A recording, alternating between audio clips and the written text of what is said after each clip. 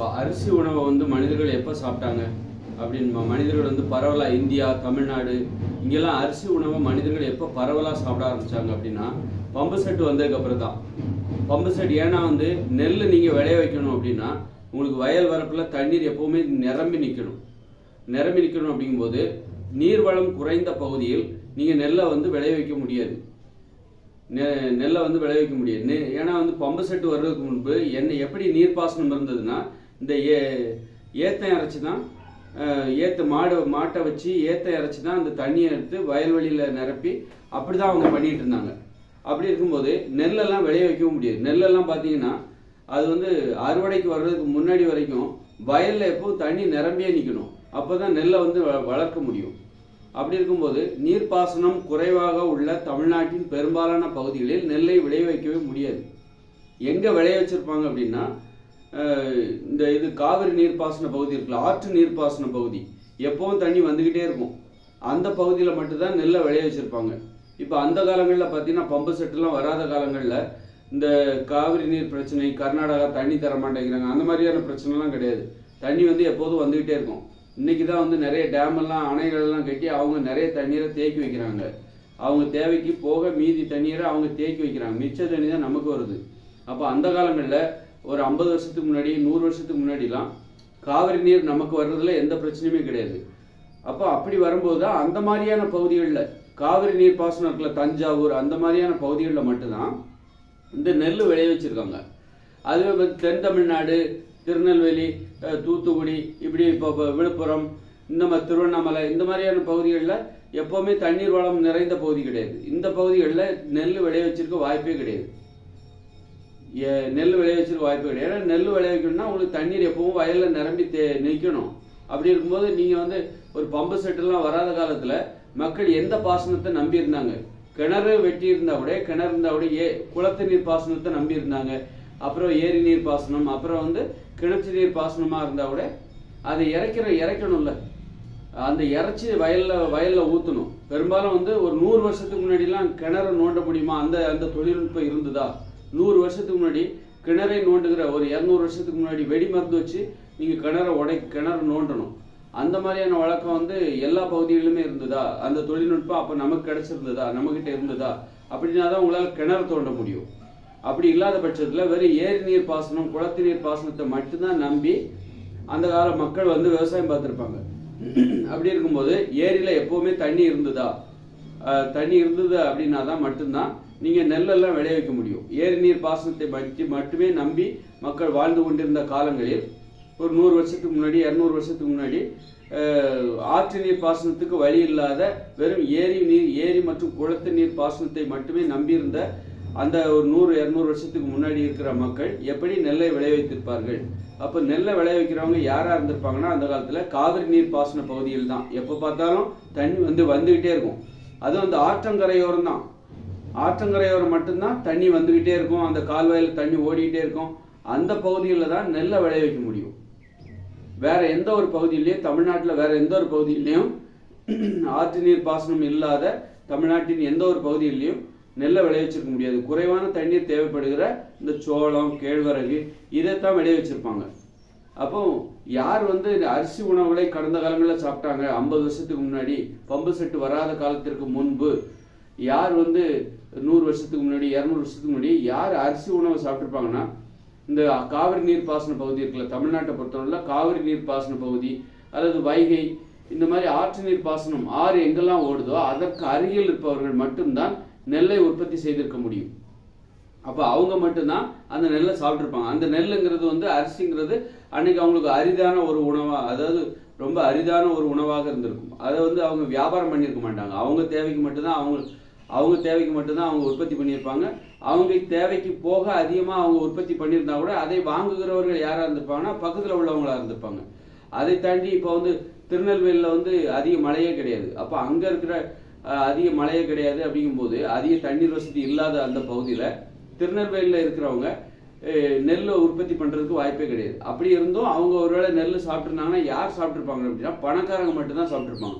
பணக்காரங்க தான் தங்களுடைய வசதியை பயன்படுத்தி, பெரிய நில உடைமையாளர், பண்ணையார்கள் என்ன பண்ணியிருப்பாங்க, தங்களுடைய வசதியை பயன்படுத்தி காவிரி நீர் தஞ்சாவூர்லேருந்து நெல்லை வந்து தங்களுடைய பகுதிக்கு வர வச்சு, அல்லது அரிசியை நெல்லை வரவழைச்சி அந்த நெல்லை வந்து குத்தி புடைச்சி அரிசியாக மாற்றி சாப்பிட்ருப்பாங்களே ஒழிய, இந்த திருநெல்வேலி பகுதிகளிலேயோ அல்லது தமிழ்நாட்டின் ஆற்று நீர் பாசனம் இல்லாத பிற பகுதிகளில் எப்போதுமே நெல்லை விளைய வைக்கிறதுக்கு வாய்ப்பே கிடையாது. அப்போ ஆற்று நீர் பாசனம் இல்லாத தமிழ்நாட்டின் பிற பகுதிகளில் அல்லது இந்தியாவின் பிற பகுதிகளில், குறிப்பாக நம்ம தமிழ்நாடு அல்லது தென்னிந்தியாவின் பிற பகுதிகளில் ஆற்று நீர் பாசனம் எங்கெல்லாம் இல்லையோ அங்கே மட்டும்தான் அரிசி உணவை சாப்பிடாம வேற உணவை சாப்பிட்ருக்காங்க. இப்போ தென் தமிழ்நாட்டில் திருநெல்வேலி பார்த்தீங்கன்னா அவங்க சோளம் தான் சாப்பிடுவாங்க, சோளக்காடி. அதே பார்த்தீங்கன்னா விழுப்புரம் இந்த சைட்லாம் பார்த்தீங்கன்னு வச்சுக்கோங்க, கேழ்வரகு கூடு அவங்களுடையது, சோளம் சாப்பிடும். இதுக்கு ரெண்டுக்குமே வந்து அதிக தண்ணீர் தேவைப்படாது. அதனால அந்த உணவை அவங்க சாப்பிட்ருக்காங்க. கம்பு, திணை, சாமை இதெல்லாம் வந்து அதிக தண்ணீர் தேவைப்படாத ஒரு பயிராக இருந்திருக்கணும். அதனால அரிசி உணவு வந்து இடையில தான் வந்துச்சு. இடையில தான் தமிழ்நாடு முழுவதுக்கும் அது பரவியது. தென்னிந்தியா முழுவதுக்கும் அல்லது வட இந்தியா முழுக்க, இந்தியா முழுவதுக்கும் இன்னைக்கு அரிசி வந்து கிடைச்சிக்கிட்டு இருக்கு. அப்படின்னா அதுக்கு மிக முக்கிய காரணம் பம்பு செட்டு, மின் மோட்டார் மூலம் தண்ணீர் இறைக்கிற அந்த நடைமுறை. அப்புறம் கிணற்று நீர் பாசனம் இருக்குல்ல, அதுக்கு வந்து உங்களுக்கு கிணறு தோண்டணும்னா வெடிமருந்து தேவை, பாறையா இருக்கும். திருநெல்வேலி சைட்லாம் போனீங்கன்னா கிணறு தோண்டணும்னா 6 அடி கீழே கடுமையான பாறை. அப்போ நீங்கள் அந்த பாறையை உடைக்கணும். வெறுமனே கம்பியை வச்சு மட்டுமே உடைச்சி எடுக்கிறது ஒரு முறை தான். அந்த காலத்தில் அது கூட பண்ணியிருந்திருப்பாங்க.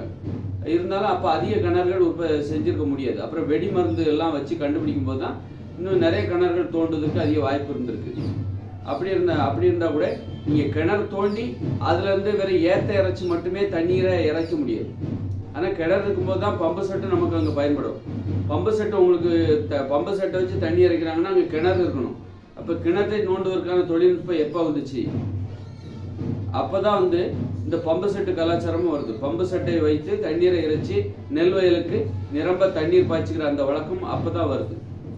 அதனால மனிதர்கள் எப்போ வந்து நெல் வந்து நம்ம நினைக்கிறோம், நெல் அரிசியெல்லாம் நம்ம வந்து நம்முடைய உணவு, நம்முடைய கலாச்சாரம், தமிழர்களின் உணவுன்னு நினைக்கிறோம்ல, அது வந்து மிகப்பெரிய தப்பு.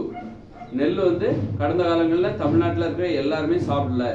எங்கே தண்ணீர் வசதி தாராளமாக இருக்குதோ அவங்க மட்டும் தான் நெல்லை வந்து சாப்பிட்டிருக்க வாய்ப்பு இருக்குது. ஏன்னா நெல்லை உற்பத்தி செய்ய வேண்டும் என்றால் நெல் வயலில் எப்பொழுதும் தண்ணீர் நிரம்பி இருக்க வேண்டும். அப்படின்னா அந்த காலத்தில் ஏற்றம் இறைத்து தண்ணீர் இறைத்த ஆற்று நீர் பாசனம் அல்லாத பிற பகுதிகளில் உள்ள மக்கள் எப்படி அந்த நெல் வயலில் தண்ணீரை நிரம்ப வைக்க முடியும்? ஏற்ற இறைச்சி தண்ணியை ஊற்ற முடியுமா? எவ்வளோதான் தண்ணி ஊற்றுவீங்க? ரொம்ப கஷ்டம். அந்த காலத்தில் எல்லாருமே விவசாயம் தான் பார்த்தாங்க. ஆள் வச்சு கூட நீங்கள் பண்ண முடியாது. ஆள் வச்சு கூட ஏற்ற இறைச்சி தண்ணீரை நிரப்பி அப்படி எத்தனை வயலை தான் நீங்கள் நிரப்புவீங்க? ரொம்ப கஷ்டம். ஒரு வயலை நிரப்புறதுக்கே உங்களுக்கு போதும்னு ஆகிடும். அதனால தான் அந்த காலத்தில் குறைவான தண்ணீர் தேவைப்படுகிற சோளக்காடி தான் தென் தமிழ்நாட்டு மக்களுடைய உணவாக இருந்தது. வட தமிழ்நாட்டோட மக்களுடைய கேழ்வரகு கூடு தான் அந்த காலத்தில் ஒரு 100 வருஷத்துக்கு முன்னாடி, 50 வருஷத்துக்கு முன்னாடி, அல்லது 200 வருஷத்துக்கு முன்னாடி வந்து இங்கே தென் தமிழ்நாட்டு மக்களும் சரி, வட தமிழ்நாட்டு மக்களும் சரி, எங்கெல்லாம் ஆற்று நீர் பாசனத்துக்கு வாய்ப்பு இல்லையோ, எங்கே குறைவான நீர்வளம் இருந்ததோ அந்த பகுதியில் வாழ்கிற மக்கள் எதை சாப்பிட்டாங்க? இந்த சோளக்காடி, கேழ்வரகு கூட தான் சாப்பிட்டாங்களே தவிர அரிசியை சாப்பிட்டுருக்க வாய்ப்பே இல்லை. அப்போ அரிசி யார் சாப்பிட்டாங்கன்னா, எங்கெல்லாம் ஆற்று நீர் பாசனம் தாராளமாக தண்ணீர் வளம் இருந்ததோ அங்கே மட்டும்தான் ஆற்று நீர் பாசனம் இருந்தது. அப்போ கூட இந்த தென் தமிழ்நாட்டில் இருக்கிறவங்க, ஒரு திருநெல்வேலியில் இருக்கிறவங்க ஒருவேளை அரிசி சாப்பிட்டுருந்தாங்கன்னா யாராக இருப்பாங்க தெரியுமா? அது பணக்காரங்களாக தான் இருப்பாங்க. பணக்காரர்களின் உணவாகத்தான் அந்த அரிசி இருந்திருக்கு. அதுபோல் விழுப்புரம், இந்த திருவண்ணாமலை, இந்த மாதிரி வட தமிழ்நாட்டு மக்கள் ஒருவேளை அரிசி உணவை சாப்பிட்டுருந்தாங்கன்னா அவங்க யாராக இருப்பாங்கன்னா பணக்காரர்களாக தான் இருந்திருப்பாங்க. அரிசி வரவழைச்சி, நெல்லை வரவழைச்சி, அதை புடைச்சி, ஆளை வச்சு புடைச்சி குத்தி அந்த அரிசியை பொங்கி திங்கிறவங்க யாராருன்னா பணக்காரர்களாக தான் இருந்திருக்காங்க. அது மாதிரி சென்னை இந்த பகுதியில் கூட அந்த காலத்தில் வந்து ஒரு வணிக மையமாக இருந்திருக்கும். அங்கே கூட யார் பணக்காரங்க தான் இந்த அரிசி உணவை சாப்பிட்ருப்பாங்க, வர வச்சு சாப்பிட்ருப்பாங்க. இங்கே தஞ்சாவூர்லேருந்து வர வச்சு சாப்பிட்ருப்பாங்க. தஞ்சாவூர்லேருந்து காவிரி நீர் பாசன பகுதிகளில்.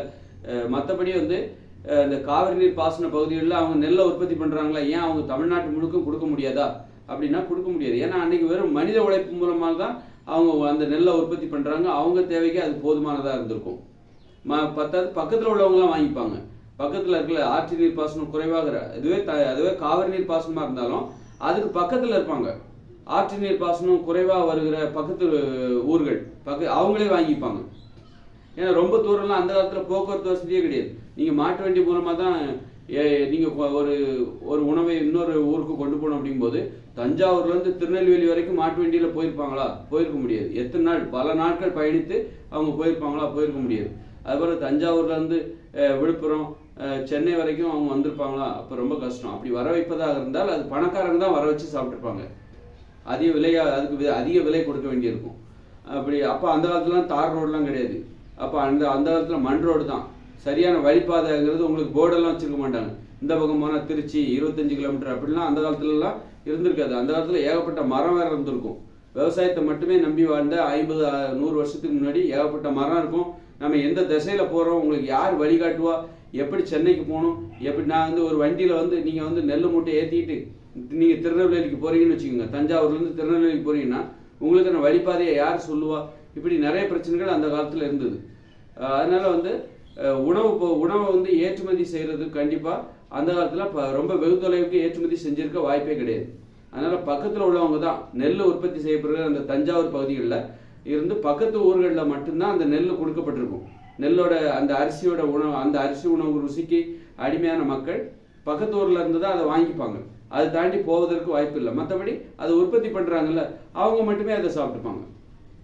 அவங்க எங்கள் தேவைக்கே இது போதுமானது இருக்குங்க, நாங்கள் கஷ்டப்பட்டு உழைச்சி உற்பத்தி பண்ணுற அந்த உணவு, அந்த அரிசி உணவு எங்களுக்கே போதுமானதாக இருக்குது, வேணால் கொஞ்சம் அளவுக்கு அதிகமாக நிறைய கொஞ்சம் இருக்குதுன்னா அதை பக்கத்தில் ஊரில் உள்ளவங்க வாங்கிப்பாங்க அப்படிங்கிற ஒரு நிலைமை வேணால் இருந்திருக்கும். பக்கத்து ஊர்லேயும் விவசாயம் நடக்கும்.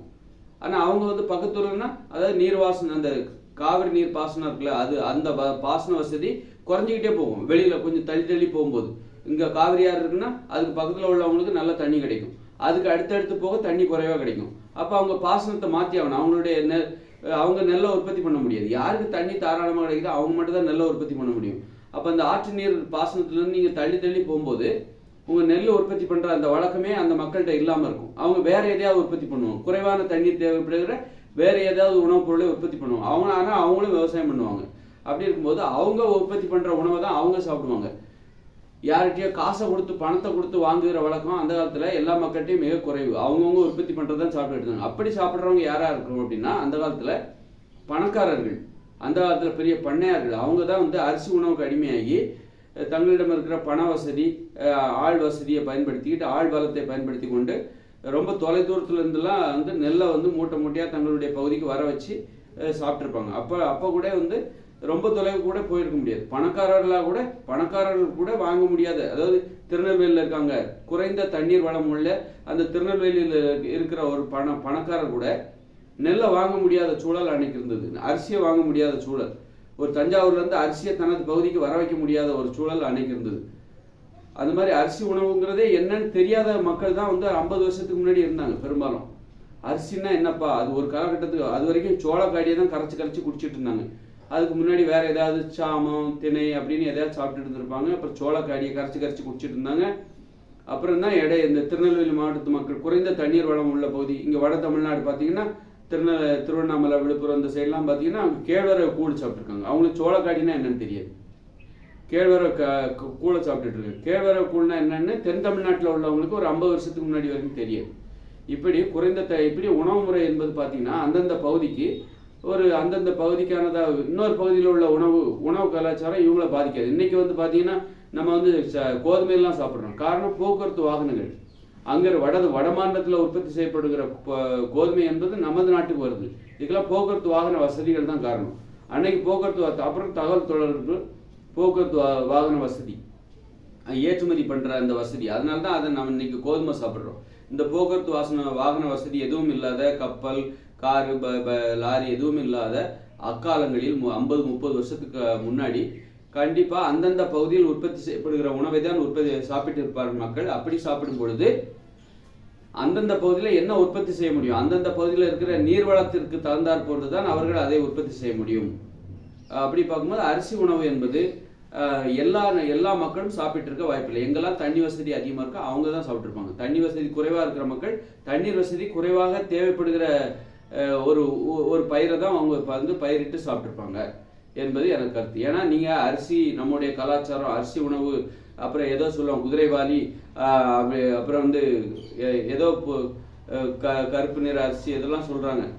இதெல்லாம் நம்முடைய பாரம்பரியம் அப்படி இப்படின்னு சொல்கிறாங்களே, அது எந்த அளவுக்கு தப்பு அப்படிங்கிறத நம்ம புரிஞ்சுக்கணும். அதை இப்போ தான் நம்ம ஒரு 30 வருஷமாக தான் பம்பு செட்டை எப்போ வந்ததோ அப்போ தான் இந்த மக்கள் வந்து எல்லா பகுதியிலையும் இந்த அரிசி உற்பத்தி பண்ண ஆரம்பித்தாங்க. பம்பு செட்டு, அப்புறம் கிணறை தோண்டுகிற ஒரு தொழில்நுட்பம். கிணறு தோன்றது எப்போ ஈஸியாக மாறுதோ, அவங்கவுங்க எப்போ வெடி மருந்து வச்சு வெடிச்சு அந்த பாறைகளை உடைச்சி கிணறு தோண்டுகிற அந்த தொழில்நுட்பம் எளிதாக மாறுகிறதோ அப்போ தான் வந்து கிணற்று நீர் பாசனம் பம்பு செட்டு வச்சு அந்த கிணத்துல உள்ள தண்ணி இறைச்சி, தண்ணி இல்லாத பகுதிகளில் கூட கிணத்தை நோண்டி கிணத்துல இருக்கிற தண்ணீரை பம்பு செட்டு மூலமாக இறைச்சி இந்த நெல் வயலில் நிரம்ப நீர் பாய்ச்சி அதன் பிறகு நெல்லை உற்பத்தி செய்கிறார்கள். அதன் பிறகுதான் தமிழ்நாடு எங்கெல்லாம் பம்பு செட்டு கலாச்சாரம், அப்புறம் வந்து கரண்ட் உற்பத்தி இதெல்லாம் அதிகமாகும் போது தான் அப்போ நெல்லை எல்லா பகுதியிலையும் நம்ம உற்பத்தி பண்ண முடியுது. அப்போதான் அரிசி எல்லாருமே சாப்பிட்றாங்க. அதுக்கு முன்னாடி இருந்த உணவு வந்து காணாமல் போயிடுச்சு. சோளக்காடி, நான் வந்து சோளக்காடி குடிச்சிருக்கேன். அப்புறம் இடையில வந்து அரிசி வருது. இரவு உணவு அரிசியாக இருந்துச்சு. 3 வேளையும் சோளக்காடி குடிச்ச ஒரு காலம் போய் அப்போ வந்து அரிசி மெல்ல உள்ள வருது. அப்போ வந்து அரிசி உள்ள வரும்போது சாயந்தரம் மட்டும் சோறு சாப்பிடுகிற வழக்கம், மறுநாள் காலையில் பழைய சாதம் சாப்பிட்ற வழக்கம் கூட பழையது கூட ரொம்ப அரிதான ஒரு உணவாக இருந்தது. அப்புறம் மத்தியானம் பார்த்தீங்கன்னா சோளக்காடி. இப்படி தான் இருந்ததே தவிர அதுக்கப்புறம் இந்த மாதிரியான ஒரு மாற்றங்கள். அதுக்கப்புறம் தான் பம்பு செட்டு மின்சார உற்பத்தி இதெல்லாம் பரவலாகும் போது தான் எல்லாருமே நெல் வந்து சாப்பிட ஆரம்பிச்சாங்க. இப்போ கூட நீங்கள் மின்சாரம் இப்போ 2040 நான் இந்த இயந்திர அறிவுகளும் செயலிழக்குன்னு சொல்கிறேன். அதுக்கப்புறம் இயற்கையோடு இணைந்த மனித வாழ்க்கை வரும்போது மின்சார உற்பத்தி இந்த தொழிற்சாலைகள் எல்லாமே செயலிழக்க போகுது. மீண்டும் நம்ம இயற்கையோடு இணைந்து வாழ போகிறோம், கலந்து வாழ போகிறோம், எல்லாரும் விவசாயம் பார்க்க போகிறோம், எல்லாரும் உணவை உற்பத்தி செய்ய போகிறாங்க. அப்படி உற்பத்தி செய்யும் போது 2040க்கு அப்புறம் இயந்திர அறிவியல் தொழில்நுட்பம் எதுவுமே இல்லாத, மின்சாரம் இல்லாத, போக்குவரத்து வாகனங்கள் இல்லாத ஒரு வாழ்க்கையை வாழ போகிறோம். எங்கே போனாலும் நடந்து தான் போகிறோம், வேகமாக போனால் கொஞ்சம் ஓடி போகணும். இப்படி ஒரு வாழ்க்கை வரும்போது உங்ககிட்ட பம்பு செட் இல்லை, நீங்கள் எப்படி நெல்லை உற்பத்தி பண்ணுவீங்க? தென் தமிழ்நாட்டில் இருப்பவர்கள், வட தமிழ்நாட்டில் இருப்பவர்கள் எப்படி நெல்லை உற்பத்தி பண்ணுவீங்க? உங்களுக்கு பம்பு செட் இல்லை, மின்சாரம் இல்லை, கிணத்துல இருந்து அந்த தண்ணீரை எப்படி இறைப்பீங்க? இல்லை ஏற்ற இறைப்பீங்களா? மாட்டை கட்டி கொஞ்சம் கொஞ்சமாக ஏற்ற இறைச்சி அந்த வயலில் ஊற்றிக்கிட்டே இருப்பீங்களா? எவ்வளோ நேரம் ஊற்றுவீங்க? நாள் முழுதும் ஊற்றினா தான் ஒரு வயலை நீங்கள் நிரப்ப முடியும். அப்போ 2040க்கு அப்புறம் திரும்ப பழையபடி நெல்லை வந்து உற்பத்தி பண்ணுகிற வழக்கம் தமிழ்நாடு முழுக்க இப்போ இருக்குதுல்ல, தென் தமிழ்நாடு முழுக்க இருக்குதுல்ல நெல்லை உற்பத்தி பண்ணுற வழக்கம். ஆந்திரா, கர்நாடகா அந்த அரிசியை உற்பத்தி பண்ணுற வழக்கம் தமிழ்நாடு முழுக்க, தென் தமிழ்நாடு முழுக்க இருக்கு, தென்னிந்தியா முழுக்க இருக்கு. இந்த வழக்கம் 2040க்கு அப்புறம் இந்த இயந்திர அறிவியல் செயலிழந்த பிறகு இந்த மின்சார உற்பத்தி இல்லாத, போக்குவரத்து வாகனங்கள் இல்லாத, தொழிற்சாலைகள் இல்லாத காலகட்டத்தில் நெல்லை உற்பத்தி பண்றது அப்படியே நின்று போயிடும். அப்போ கூட எங்க நீர்வளம் அதிகமாக இருக்கிற அந்த தஞ்சாவூர் பகுதி, காவிரி நீர் பாசன பகுதி, அங்க மட்டும்தான் நெல்லை உற்பத்தி பண்ணுவாங்க. மற்ற பகுதியில் நெல்லை உற்பத்தி பண்ண முடியாத ஒரு நிலைமை ஏற்பட போகிறது. 2040க்கு அப்புறம் அரிசி உணவு சாப்பிடுவது நின்று போய்விடும். 2040க்கு அப்புறம் பெரும்பாலான மக்கள் தென்னிந்தியா, தமிழ்நாடு ஆகிய இவற்றில் பெரும்பாலான மக்கள் அரிசி உணவை சாப்பிட மாட்டார்கள். கேரளாவில் அதுக்கு வாய்ப்பே கிடையாது 2040க்கு அப்புறம். ஏன்னா அங்கே வெறும் மலை பிரதேசம், அங்கே தண்ணீர் வளம் அதிகமாக இருந்தாலும் அவங்களால நெல்லை உற்பத்தி பண்ண முடியாது. ஏன்னா வந்து நெல்லுக்கு வந்து வெயில் தேவை, சூரிய வெளிச்சம் தேவை. அங்கே எல்லாம் மரங்களாக இருக்குது, அதுவும் கூட அது வந்து மலைகளாக இருக்குது, ஏற்றமும் இறக்கமாக இருக்குது. அப்போ கேரளாவில் இப்போ வந்து அரிசி சாப்பிட்டுட்டு இருக்காங்க. அப்போ அரிசி அவங்க அந்த காலத்திலே சாப்பிட்ருப்பாங்கன்னா சாப்பிட்ருக்க மாட்டாங்க, சாப்பிட்ருக்க வாய்ப்பே இல்லை. அது நீர்வளம் நிறைந்த பகுதி தான், ஆனால் அங்கே அரிசியை உற்பத்தி பண்ண முடியாது. ஏன்னா அது வந்து இன்னும் சமதள பூமி கிடையாது. வெயிலும் அங்கே வந்து படாது. வெயிலும் உங்களுக்கு நல்ல தேவை நெல்லுக்கு. இப்படிப்பட்ட சூழ்நிலையில் அப்போ கடந்த காலங்களில் கேரளா மக்கள் அரிசியை சாப்பிட்ருக்க மாட்டாங்க. எப்போ அந்த போக்குவரத்து வாகனங்கள்லாம் வருதோ இங்கே உற்பத்தி பண்ணி தான் அங்கே போகுது. கன்னியாகுமரியில் உற்பத்தி பண்ணி, கன்னியாகுமரி மாவட்டம் அங்கெல்லாம் உற்பத்தி பண்ணி, இப்போ வந்து ஆந்திராவில் உற்பத்தி பண்ணுற அரிசி எல்லாமே வந்து இப்படி பரவாயில்ல எங்கே வேணாலும் போகுது. இந்தியா முழுக்கும் போது, வெளிநாட்டுக்கு போகுது. இதெல்லாம் அப்போ வெளிநாட்டில் உள்ளவங்க அரிசி சாப்பிட்றாங்க. எல்லாத்துக்கும் காரணம், அரிசி உணவை சாப்பிடுவதற்கு காரணம் இந்த இயந்திர அறிவியல் தொழில்நுட்பம் தான். அந்த போக்குவரத்து வாகனங்கள், ஏற்றுமதி இறக்குமதி இதெல்லாம் இன்றைக்கு எளிதாக போய்விட்டது. பம்பு செட்டை வச்சு தண்ணீர் அரைச்சி அதனால நீரை வந்து அந்த நெல் வயலில் நிரம்ப பாய்ச்சி அதனால தான் நெல்லை உற்பத்தி பண்ணுறாங்க. அதனால தான் அப்போ இந்த பம்பு செட்டு, இயந்திர அறிவியல் தொழில்நுட்பம், மின்சாரம் இது எல்லாமே இல்லாத ஒரு 2040க்கு அப்புறம் வரப்போகிற ஒரு வாழ்க்கை முறையில் உடனே என்ன நடக்கும் அப்படின்னா, உடனே இந்த அரிசி உணவுக்கு தட்டுப்பாடு வந்துடும். அரிசி உணவை சாப்பிட முடியாத ஒரு நிலைமை வந்துடும். அரிசி அவ்வளோதான்ப்பா, கரண்ட் கிடையாது, பம்பு செட்டு வேலை செய்ய மாட்டேங்குது, என்னால் நெல்லை விளைய வைக்க முடியாது. அப்போ நீங்கள் என்ன பண்ணுவீங்க? கொஞ்சம் தண்ணீர் தேவைப்படுகிற ஒரு விவசாயத்தை பண்ண ஆரம்பிச்சிருவீங்க. கொஞ்சம் தண்ணீர் எதுக்கு தேவையோ அது நீங்கள் ஒருவேளை கிழங்கு, மரவள்ளி கிழங்கு, வயிறும் நிறையணும், மரவள்ளி கிழங்கு போயிடுவீங்க. இயந்திர அறிவியல் தொழில்நுட்பம் இல்லாத 2040 அப்புறம் வரப்போகிற வாழ்க்கையில் கொஞ்சம் தண்ணீர் தேவைப்படுகிற விவசாயம் எதுவாக இருக்கும்? மரவள்ளி கிழங்கு. ஏன்னா இதுக்கு உப்பு கூட தேவையில்லை. ஏன்னா உப்பு கூட உங்களுக்கு கடற்கரையிலேருந்து எடுத்து வரணும். அப்போ 2040 அப்புறம் உங்களுக்கு போக்குவரத்து வாகனங்களே கிடையாது. இயந்திர அறிவியல் தொழில்நுட்பமே செயலிழக்குது. அப்படிங்கும்போது நீங்கள் வந்து உப்பு வந்து கடற்கரையிலேருந்து உங்களுக்கு யார் எடுத்துகிட்டு வருவா? யார் வந்து உங்களுக்கு பணங்கிற நடைமுறையே கிடையாது. நீங்கள் உப்பை விற்றுட்டு அவங்க எதை உங்ககிட்ட இருந்து வாங்கிட்டு போவாங்க? இன்னைக்கு பணம் கொடுத்து 10 ரூபா கொடுத்து ஒரு பாக்கெட் உப்பு வாங்கிட்டு வரோம். 2040 அப்புறம் இந்த இயந்திர அறிவியல் உலகமே செயலிழக்க போகுது. அப்படிங்கும்போது பணம் என்னும் நடைமுறை செயலிழக்கும், வியாபாரங்கிறது செயலிழக்கும். யாரும் உங்களுக்கு கடற்கரையிலேருந்து உப்பை உற்பத்தி பண்ணவே மாட்டாங்க. எதை நம்பி உற்பத்தி பண்ணுவாங்க? உப்பளத்தில் ஏதோ விலைக்கு விற்றுடலாம், அதை விற்பனை செய்து விடலாம், அந்த நம்பிக்கையில் தான் உப்பை உற்பத்தி பண்ணுறாங்க. பணங்கிற நடைமுறையே இல்லைன்னா அவங்க அந்த வியாபாரம், உப்பு வியாபாரமே போயிடும், எல்லா வியாபாரமே நின்றுடும். அப்போ உப்பும் கிடைக்காது உங்களுக்கு.